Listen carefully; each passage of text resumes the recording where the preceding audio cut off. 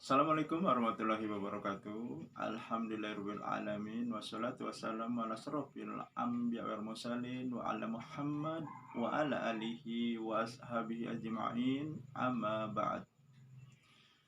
Sobat-sobat, kita bersama lagi di channel saya, channel Endang Jaya Putra, channel dakwah dan pendidikan. Sobat-sobat, kita sudah 10 hari lebih memasuki bulan Syawal. Tentu saja suasana lebaran masih terasa walaupun kue di rumah-rumah itu mulai berkurang sobat-sobat. Nah, sobat-sobat, kali ini saya ingin membicarakan bagaimana cara kita mengetahui bahwa ibadah kita kepada Allah itu diterima. Banyak orang mengatakan terima atau tidaknya ibadah kita itu hanya Allah yang tahu, katanya. Banyak orang yang berbicara seperti itu. Tetapi sebenarnya sobat-sobat, Allah sudah memberikan tanda-tanda bahwa amal ibadah kita diterima oleh Allah.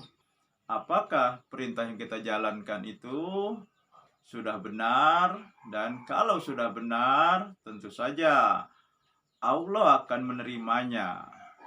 Nah, kemudian kalau sudah diterima, Allah memberikan ukurannya, memberikan tanda-tandanya di Al-Quran.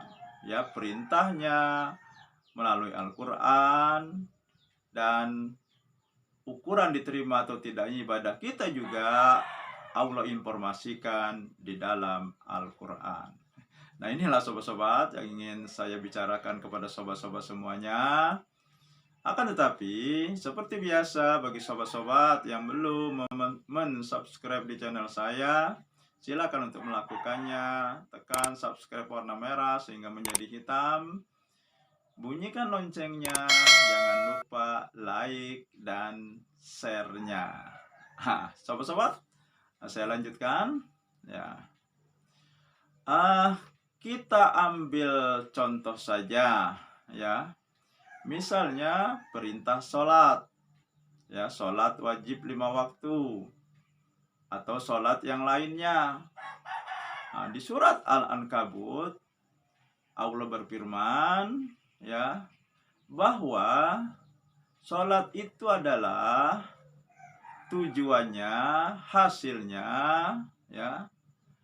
inna sholata tanha anil fahsa iwal munkar. Ini ada di surat Al-Ankabut ayat 45.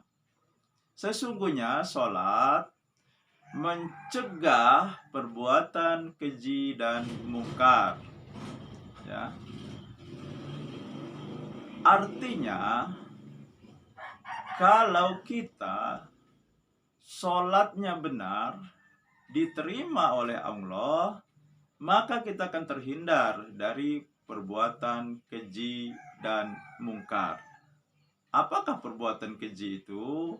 Perbuatan keji itu, sahabat-sahabat, perbuatan yang didorong oleh nafsu syahwat, melihat lawan jenis yang bukan muhrim kita tentunya, dengan perasaan yang lain. Nah, itu salah satu perbuatan keji. Melihat gambar-gambar atau video-video yang kurang bagus. Nah, itu adalah perbuatan keji. Nah, jika sholat kita diterima oleh Allah, maka kita akan terhindar dan menghindari perbuatan ini.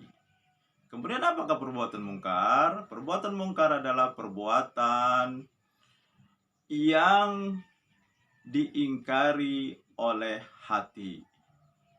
Misalnya berbohong. Itu perbuatan mungkar. Karena siapapun kalau berbohong pasti hatinya cemas. Karena berbohong itu sebenarnya melawan hati nurani sendiri. Menipu, ya, berbohong dalam mencari rezeki, korupsi, mencuri, membunuh, dan sebagainya. Itu adalah perbuatan mungkar. Orang yang sholatnya diterima, maka akan terhindar dari perbuatan ini. Nah, sobat-sobat, itulah ya tanda kalau sholat kita diterima. Lalu bagaimana dengan ibadah yang lain? Puasa misalnya. Puasa itu tujuannya sudah diinformasikan oleh Allah melalui Al-Quran, ya, di surat Al-Baqarah ayat 183, bahwa tujuannya adalah la'allakum tattaqun, agar kamu bertakwa. Nah, apakah setelah kita berpuasa Ramadan sebulan penuh, ada tanda atau ciri-ciri takwa pada diri kita? Ya, karena takwa itu punya ciri-ciri. Kalau tidak ada pada diri kita, artinya puasa kita tidak diterima oleh Allah. Itulah yang puasa hanya mendapat lapar dan haus saja. Ciri-ciri orang takwa, ya. Kalau di surat Ali Imran ayat 133 sampai 135, bahwa orang yang takwa itu ya membelanjakan hartanya di jalan Allah dalam lapang dan sempit. Kemudian dia menahan emosinya, mengendalikan emosinya, menahan marah. Pada puasa kita dilatih untuk menahan ini, ya. Nah, salah satu ciri takwa, dia bisa mengendalikan emosinya. Jadi kalau puasa kita berhasil, maka kita akan bisa mengendalikan emosi kita, kemarahan kita. Kemudian menjadi orang pemaaf, ya, memaafkan kesalahan orang lain, tidak berkelanjutan, ya, marah dengan seseorang. Dan tentu saja orang takwa itu bukan berarti selalu benar. Orang takwa bisa juga berbuat salah. Akan tetapi ketika dia berbuat salah, ingat Allah, dia minta ampun. Dan tidak melanjutkan perbuatan salahnya itu.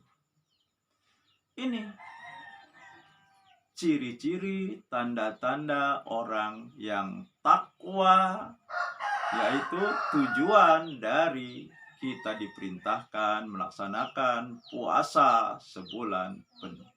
Kalau kita bersedekah, berinfak, ya, tanda diterima, maka Allah akan melipat gandakan apa yang kita sudah sedekahkan, infakkan, ya, sesuai dengan janjinya di surah Al-Baqarah ayat 261, bahwa orang yang membelanjakan hartanya di jalan Allah seperti menanam satu benih. Tiap benih menumbuhkan 7 tangkai dan tiap tangkai berbuah 100 buah. Nah, jadi balasannya 7 sampai 700.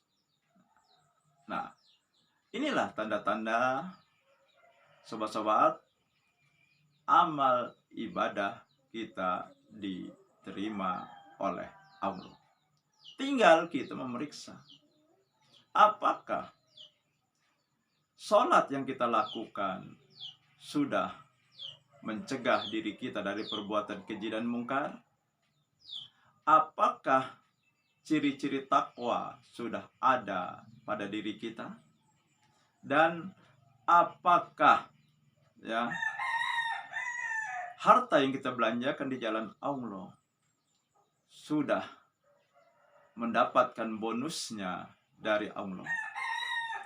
Jika belum, berarti ada yang salah, saudara-saudara.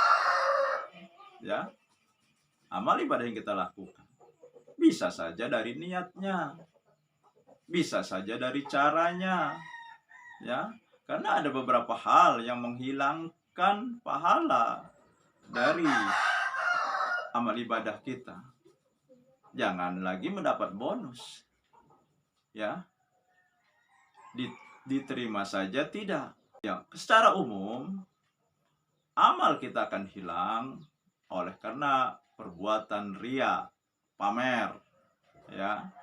Ini kalau sholat mungkin saja dia tidak sesuai dengan contoh Rasulullah.